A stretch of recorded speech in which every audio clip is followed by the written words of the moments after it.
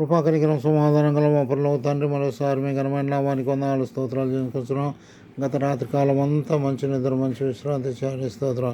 ఈ ఉదయకాలంలో ప్రభా దళన ప్రేమ తన సజ్జీవులకు ఉంచుకున్నారు. మా ఆశ, మా బ్రతుకు, మా జీవాన్ని పొడిగించే విధానం ప్రభా యూట్యూబ్ చూస్తుండగా నీ తోడు నేను దయచేయండి. అనేకులకు రక్షణ మార్గం దయచేయండి. ప్రభా మీరే ఆకర్షించుకోండి.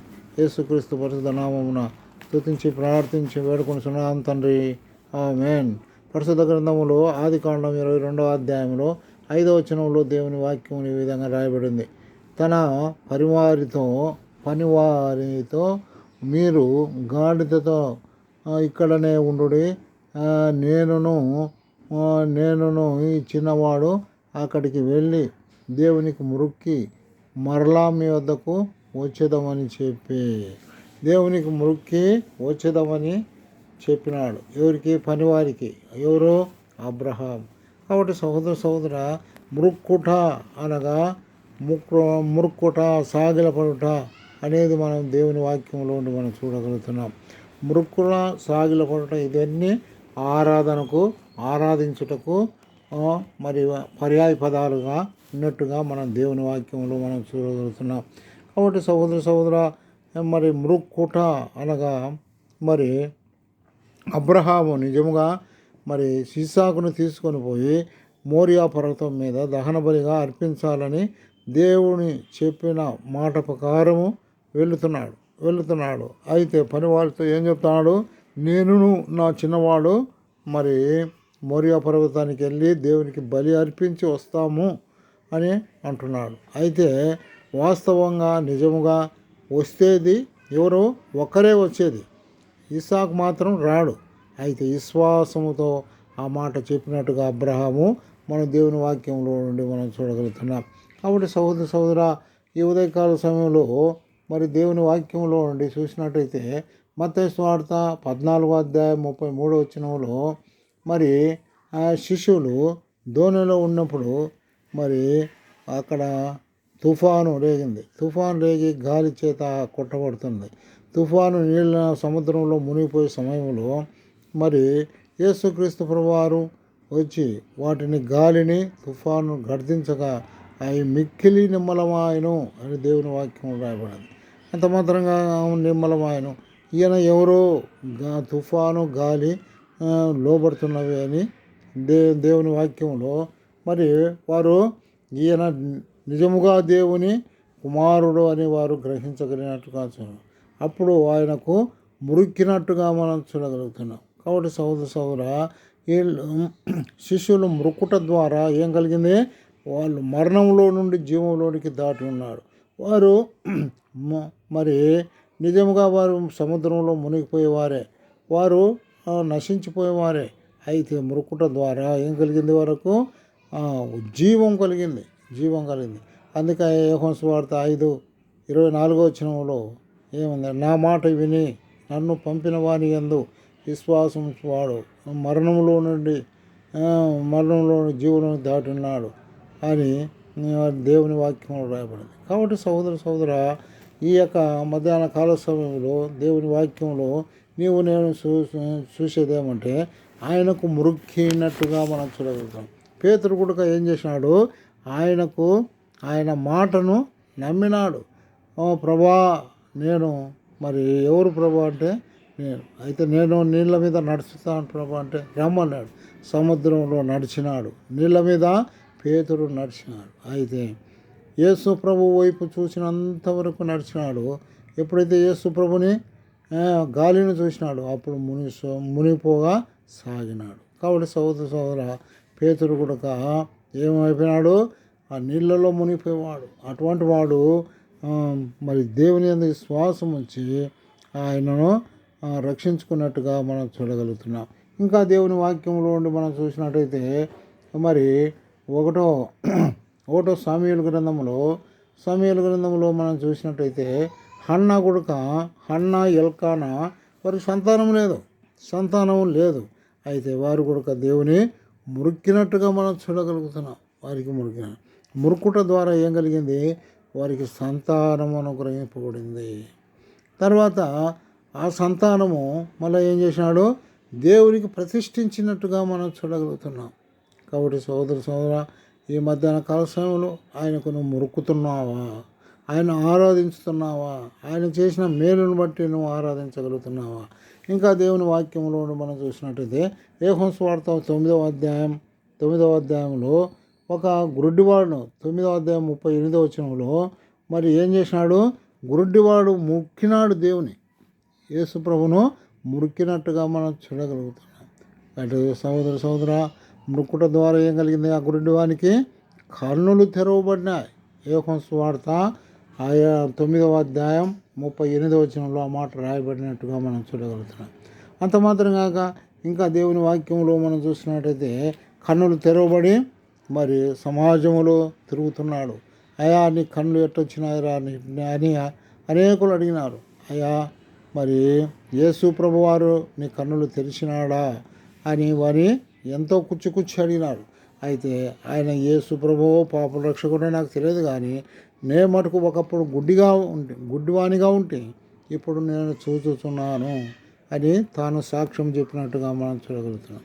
కాబట్టి సోదర ఆయనకు మొక్కుటం ద్వారా మొట్టమొదటిగా మరి ఇస్సాకు మరి ఏం చేసినారు? ఆ యొక్క బలి మరి చనిపోవలసిన ఇస్సాకు బ్రతికింపబడినాడు. తర్వాత రెండవదిగా మనం చూసినట్టయితే శిష్యులు మృక్కుట ద్వారా ఏం కలిగింది? వారికి ఆ యొక్క సముద్రంలో చనిపోకుండా మరి వారు బ్రతికినట్టుగా మనం చూడగలుగుతున్నాం. తర్వాత అన్న ఎల్కానా మృక్కుట ద్వారా ఏం కలిగింది? వారికి సంతానము కలిగినట్టుగా మనం చూడగలుగుతాం. ఇంకా దేవుని వాక్యములో మన మృక్కిన అన్న ఎల్కానా ఆ కుమారుని దేవునికి మృక్కుని ప్రతిష్ఠించినట్టుగా దేవుని మందిరంలో విడిచిపెట్టినట్టుగా మనం చూడగలుగుతున్నాం. ఇంకా దేవుని వాక్యంలో ఉండి మనం గమనించినట్లయితే ముక్కుట ద్వారా ఏం కలిగిందంటే దేవుని వాక్యంలో మనం మరి 10 మంది కుష్ఠరోగులు ఉన్నారు కదా. 10 మంది కుష్ఠరోగులు యేసు ప్రభు దగ్గరికి ఎదురుగా వచ్చినారు. అయ్యా మమ్మల్ని కరుణింపుమని బ్రతిమాలుకున్నారు. అయ్యా మీరు వెళ్ళి యాజకులకు కనపరుచుకునేలాగా మరి వెళ్ళుచుండగా శుద్ధి పొందినట్టుగా మనం దేవుని వాక్యంలో చూడాలి. ఒక్కడు మాత్రం సమరేయుడు వచ్చి గొప్ప శబ్దంతో ఆయన ఎదుట సాగిలపడి మరి ఆయన్ను స్తుతించినట్టుగా మనం చూడగలం. కాబట్టి సోదర ఆయనకు మొక్కుట ద్వారా అనేక మేళ్ళు కలిగినట్టుగా మనం చూడగలుగుతాం. కాబట్టి నేను ఇంకా యేసు క్రీస్తు ప్రభునందు విశ్వాసం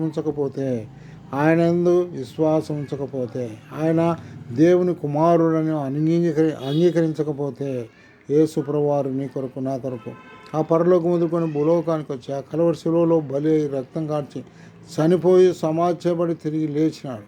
నేనుండు స్థలములో మీరుండులాగున మరలా వచ్చి మిమ్మల్ని తీసుకొని పోతాను వాగ్దానం చేసినాడు. కాబట్టి సోదర మరి ఆయనకు మొక్కుట ద్వారా ఆయన ఆరాధించడం ద్వారా మరి ఎన్నో మేలు నాకు కలగజేసినట్టుగా మనం చూడగలుగుతాం. మొట్టమొదటిగా మనం చూడగలిగినాము అబ్రహాము, ఇస్సాకు. మరి అబ్రహాముతో దేవుడు మాట్లాడినాడు. అయ్యా నీకు ఒక్కడై ఉన్న కుమారుని తీసుకొని పోయి మోరియా పర్వతానికి వెళ్ళి దహన బలిగా నాకు అర్పించమన్నప్పుడు ఆయన ఆ కుమారుని పనివారిని బండితో కట్టెలు తీసుకొని పోయినట్టుగా మనం చూడగలుగుతున్నాం. అయితే బండి గాడిద పనివారిని కొండ కిందనే ఇడిచిపెట్టి తాను ఇక్కడనే ఉండండి, నేను నా కుమారుడు తిరిగి వచ్చేదము, దేవునికి బలి అర్పించి తిరిగి వస్తాము అని సెలవిచ్చినాడు. విశ్వాసంతో మాట చెప్పినట్టుగా మనం చూడగలుగుతాం. ఇంకా దేవుని వాక్యంలో మనం చూసినట్లయితే మరి శిష్యులు ఏం చేసినారండి? మత్తయి సువార్త 14వ అధ్యాయం 33 వచనంలో ఏం రాయబడింది? శిష్యులు దేవునికి మృక్కినట్టుగా మనం చూడగలుగుతున్నాం. వారు సముద్రంలో తుఫాను అలలు చెలరేగడం ద్వారా గాలి చేత కొట్టబడి నీళ్లలో మునిగిపోయేటప్పుడు యేసు ప్రభు వచ్చి వారిని ఏం చేసినాడు? రక్షించినట్టుగా చూడగలుగుతున్నాం. అప్పుడు ఆయనకు మొక్కినారు.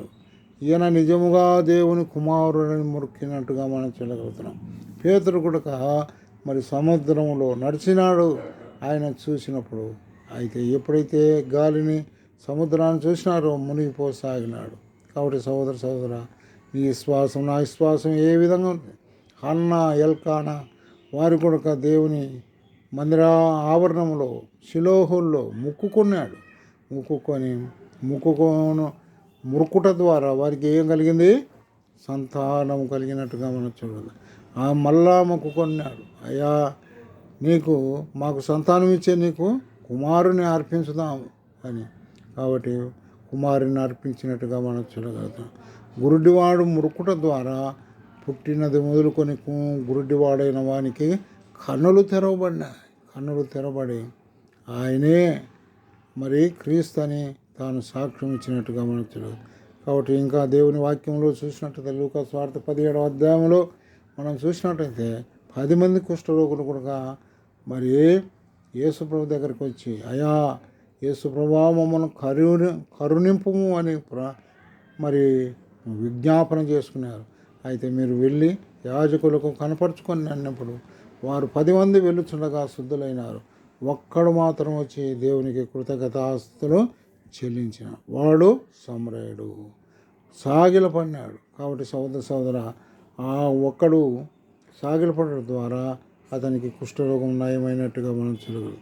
కాబట్టి సోదర నీవు నేను మరి దేవుని యొక్క అద్భుత కార్యాలు ఆశ్చర్యకార్యాలు చూడాలంటే ప్రభువైన యేసుక్రీస్తు వారు నిన్ను ఆహ్వానించుతున్నాడు. ప్రయాసపడి భారం మోసుకుంటున్న సమస్తమైన జనులారా నా దగ్గరకు రండి, నేను మీకు విశ్రాంతి కలగజేస్తున్నానని సెలవిచ్చినాడు. కాబట్టి సోదర ఆయన నీ కొరకు నా కొరకు పరలోకం మొదలుకొని భూలోకానికి వచ్చి ఆ కలువరి శిలువలో బలై రక్తం కార్చి చనిపోయి సమాధి చేయబడి తిరిగి లేచినాడు. నేనుండు స్థలంలో మీరు ఉండులాగా మరలా వచ్చి మేము తీసుకొని పోతానని వాగ్దానం చేసినాడు. కాబట్టి ఆయన రాకడలో నేను ఎత్తబడాలంటే ప్రభువైన యేసుక్రీస్తునందు విశ్వాసముము, అప్పుడు నీవును ఇంటి వారును ఆత్మరక్షణ పొందుదురు. దేవుడి వాక్యము దీవించుగాక. ఆమేన్.